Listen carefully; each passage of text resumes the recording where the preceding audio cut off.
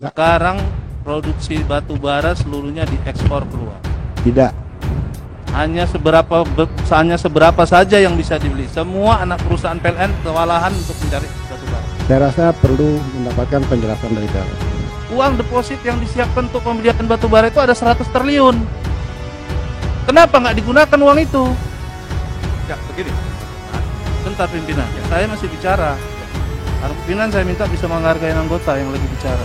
Nggak benar ini. Apa-apaan ini? Nawacitanya Presiden Jokowi itu jelas bahwa mementingkan kepentingan rakyat. Kalau nanti PLN-nya mati, siapa yang tanggung jawab? Kenapa diganti? Jakarta saja sekarang matinya bergiliran.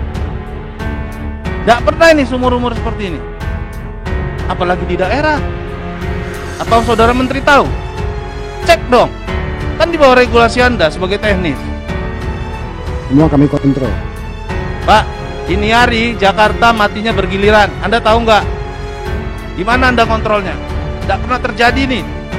Nanti Dirjen Listrik. Apa Dirjen Listrik tahu apa soalnya? Sedang dirutnya saja nggak tahu. Saya tahu Pak, ini masalahnya sejauh ini. Perlu kami klarifikasi dengan Pak Nasir. Saya minta bentuk panja ini. Pimpinan saya minta kita rapat nanti internal, kita bentuk panja. Ini untuk kepentingan rakyat. Nggak begini urusnya. Tidak ada pemadaman listrik, harga gas untuk PLN ditetapkan. Saya bisa buktikan Pak Menteri. Di sini ada orang-orang yang menangani langsung. Saya bisa buktikan. Silakan, nanti sama-sama. Makanya saya minta bentuk panja Dan Pak. harga gas untuk PLN sudah ditetapkan $6. Sudah ada peraturannya dan itulah yang diberikan kepada PLN. Tidak diisi dengan batu bara? Batu bara itu jauh lebih murah dan menguntungkan. Dan uangnya ada. Makanya harus kita lihat faktanya apa penyebab Apa kepentingan DMO tidak dijalankan? Apa penyebab shortage-nya batu Saya minta bara? pimpinan diatur persidangan ini dan bicaranya Saudara Menteri. Terima kasih sudah klik video ini. Jangan lupa tekan tombol subscribe untuk bergabung. Dalam hitungan saya persilahkan kalian untuk tekan tombol subscribe. 10, 3, 2, 1. Saya ucapkan selamat bergabung dalam channel ini. Saya hormatin pimpinan Komisi 7, yang saya hormatin teman-teman anggota Komisi 7, yang saya hormatin Saudara Menteri dan jajarannya. Terima kasih. Tadi pertanyaannya sih sama-sama aja, tapi saya ingin melakukan pendalaman aja. Masalah izin mungkin interaktif pimpinan. Saya mau interaktif dengan Pak Menteri masalah DMO. Jadi waktu kami dulu di Komisi 7 periode sebelumnya, kita sudah membahas dengan Menteri yang lama bersama DPR. Ini sudah ada kesepakatan Pak Menteri dalam keputusan kesimpulan Komisi 7 bahwa DMO itu sudah disepakatin untuk membantu PLN. Bunyinya bahwa bagi perusahaan yang tidak memberikan DMO-nya itu izinnya dicabut. Nah, kalau Bapak mau rubah, ngomong dulu di DPR. Nah, saya takutnya Pak Menteri ini tidak sejalan dengan Presiden Jokowi, karena Presiden ini menonjang dan mendorong DMO ini. Nah, saya dengar, saya nggak tahu ya, kalau perusahaan yang tidak mengeluarkan DMO-nya, apa sanksinya sekarang? Mohon izin pimpinan. Silakan. Baik, terima kasih Pak Nasir yang saya hormati. DMO ini memang suatu kewajiban. Ya, Bukan, yang saya tanya aja Pak. Ya. Jadi yang dilakukan adalah sanksi pemotongan 25% sesuai dengan aturan. 25% dari alokasi produksinya juga penjualannya. Ini 25% dari volume. Dipotong gimana Pak? Saya kurang jelas ini. Ya, jadi mereka dapat data ya berdasarkan dengan RAB-nya. Katakanlah 100. Kalau dia Ya, tidak Menteri. kalau dia tidak Ini jangan dibuat main-main gitu loh maksud saya. Nanti kita bentuk panja aja pimpinan.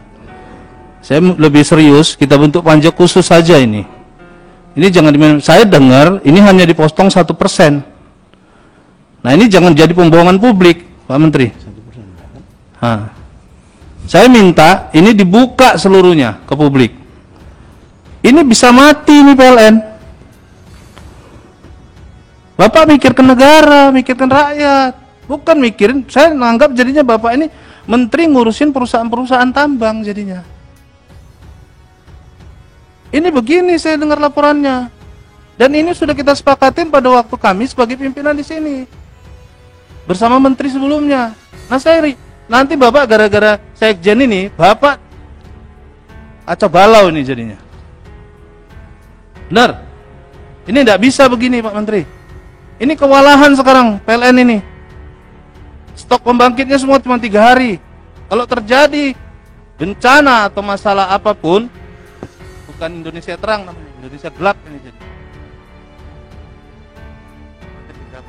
Baik, saya jawab. Jadi baiknya dilihat akar permasalahannya. Kenapa stok sampai kurang? Karena dari DMO sendiri sudah jelas. Alokasi tahun 2020 produksi 550 juta ton. Kemudian DMO-nya 25%, berarti 137 juta ton untuk di dalam negeri. Nah, itu bisa dilihat tadi dari grafik, ya, dari bahan yang kami presentasikan bahwa penyerapan tidak sampai segitu. Nah, itu perlu Penyerapan yang mana ini Pak? Penyerapan untuk dalam negeri. Ya, Penyerapan karena yang mana maksudnya? Karena COVID untuk PLN dan juga untuk IPP dan juga Sekarang produksi batu bara seluruhnya diekspor keluar. tidak. Hanya seberapa saja yang bisa dibeli. Semua anak perusahaan PLN kewalahan untuk mencari batu bara. Saya rasa perlu mendapatkan penjelasan dari PLN yang jujur. Ya, karena terjadi ini di akhir tahun. Ya, sampai awal tahun. Ya, di mana di situ ada masalah musim. Ya, angin barat. Jadi gelombang besar, hujan dan lain sebagainya. Ini juga menghambat. Ini aja Kedua, ada kerusakan pembangkit PLN. Ya, Pak, sehingga memang harus dilakukan. Kami sudah bantu Pak Menteri, dengan mensuplai gas yang ada di dalam inventory kita. Izin. Gini Pak Menteri ya, ada pembangkit di Jakarta ini aja sekarang diganti jadi bahan bakar gas karena batu baranya enggak ada. Mau ngomong apa lagi sekarang? Ya, kita tanyakan dari PLN bagaimana dengan kebijakan Gimana stok. kita mau tanya PLN Pak? Oke, sekarang Dirut aja, PLN ini aja enggak pernah ngantor. Ngantornya sebulan cuma 2-3 kali. Uang deposit yang disiapkan untuk pembelian batu bara itu ada 100 triliun. Kenapa nggak digunakan uang itu? Ada apa ini? Siapa yang punya kepentingan? Kenapa DMO-nya nggak dijalankan? Kenapa kesepakatan antara DPR dengan anggota nggak dijalankan? Enggak, begini yang terhormat. Sebentar pimpinan, Ya. saya masih bicara. Ya. Pimpinan saya minta bisa menghargai anggota yang lagi bicara. Jadi tidak bisa begini. Saya minta bentuk panja khusus untuk masalah DMO ini. Gak benar ini. Apa-apaan ini? Nawacitanya Presiden Jokowi itu jelas. Bahwa mementingkan kepentingan rakyat. Dan kalau nanti PLN-nya mati, siapa yang tanggung jawab? Kenapa diganti? Di Jakarta saja sekarang matinya bergiliran. Tidak pernah ini seumur-umur seperti ini. Apalagi di daerah. Apa saudara menteri tahu? Cek dong. Kan di bawah regulasi Anda sebagai teknis. Semua kami kontrol. Pak, ini hari Jakarta matinya bergiliran. Anda tahu nggak? Di mana Anda kontrolnya? Tidak pernah terjadi nih. Nanti Dirjen Listrik bisa menyampaikan. Apa Dirjen Listrik tahu apa soalnya? Sedang dirutnya saja tidak tahu. Saya tahu Pak, ini masalahnya sejauh ini. Perlu kami klarifikasi dengan Pak Nasir. Saya minta bentuk panja ini. Pimpinan saya minta kita rapat nanti internal, kita bentuk panja. Ini untuk kepentingan rakyat. Tidak begini urusnya. Masa Jakarta saja bisa kekosongan batu bara, diganti bahan baku gas. Sementara gas itu 400% harganya. 400% Pak Menteri. Dan itu regulasinya dibilang Pertamina yang isi. Padahal itu antara swasta langsung ke PLN. Tidak pakai Pertamina, hanya bond saja. Tidak ada pemadaman listrik, harga gas untuk PLN ditetapkan. Saya bisa buktikan, Pak Menteri. Di sini ada orang-orang yang menangani langsung. Saya bisa buktikan. Silakan, nanti sama-sama. Makanya Ya. saya minta bentuk panja, Dan Pak. harga gas untuk PLN sudah ditetapkan $6. Sudah ada peraturannya, dan itulah yang diberikan kepada Kenapa PLN. tidak diisi dengan batu bara? Batu bara itu jauh lebih murah dan menguntungkan. Dan uangnya ada. Makanya harus kita lihat faktanya apa penyebab Apa kepentingan DMO tidak dijalankan? Apa penyebab shortage-nya Saya batu minta bara? pimpinan diatur persidangan ini dan bicaranya Saudara Menteri. Saya mesti bicara. Jadi saya minta bentuk panja supaya ini terbuka dan seterang-terangnya. Bukan panja PLN, Pak. Kita minta dibentuk panja saja. Panja energi primer. Biar jelas ini. Biar kita lihat semua regulasi ini. Nggak benar ini. Kacau ini, sebentar lagi PLN ini mati kalau begini caranya. Orang uangnya ada. Sekarang stok semua pembangkit hanya cuma 3 hari. Itu kondisi nyata real ini hari. PLN bukan makin berkembang, makin bangkrut lama-lama. Soalnya saya minta pimpinan, setelah rapat ini nanti kita dudukkan masalah untuk pembentukan panja ini.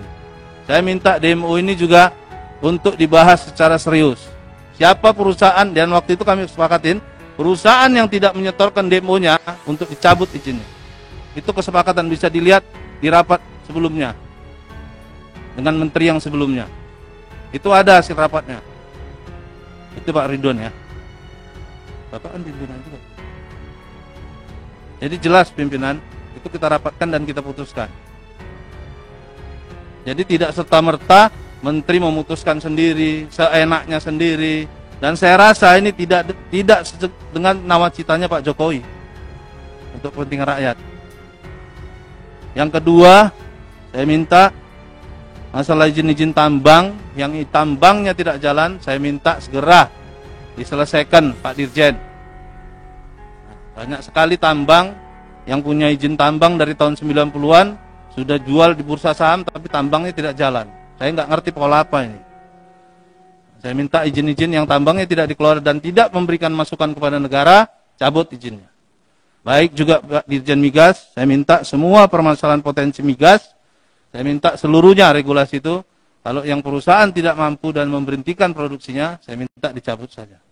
Termasuk peralihan blok rokan segera kita selesaikan dalam waktu secepat-cepatnya, paling lambat Agustus itu sudah selesai.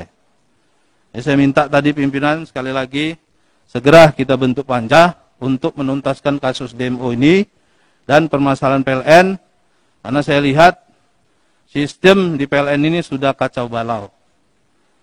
Dan sangat-sangat kita khawatirkan, dulu saja hanya pohon apa itu? Pohon sengon bisa matikan Jakarta. Ini kejadiannya nyata, Pak. Mati, gara-gara pohon sengon.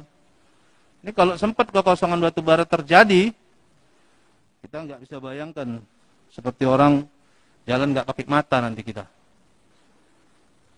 Ya, jadi saya berharap permasalahan batu bara ini segera bisa diselesaikan, dan saya minta kepada Pak Dirjen, terutama kepada Pak Menteri sebagai pertanggungjawaban sebagai Menteri Energi, bisa menyelesaikan permasalahan batu bara kebutuhan dalam negeri, yaitu terutama untuk PLN, dan didampingin panja yang akan dibentuk oleh Komisi 7.